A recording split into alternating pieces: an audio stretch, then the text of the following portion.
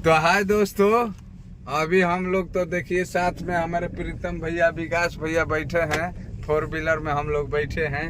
तो आज सुबह सुबह का 300 डले बस एगो के मैसेज आइल बा। सुबह सुबह का समय है। तो सब भाई लोग के गुड मॉर्निंग। एकदम आराम से आप लोग रहिए। अभी देखिए तो हमारा करके डल ले बा जा रहे हैं। तो देखिए आगे के सीन दिखा रहे हैं आप लोग का। आगे का वीडियो देखते रहिए, दिखा रहे हैं आगे। अभी तो अपना गाँव में कर रहे हैं दोस्त। कटवा दे रहा है। मैं दूंगा। देखिए मेरा दीपक भाई भी है। आया तुम इधर उधर का दीपक भाई? भाई कब आया भाई?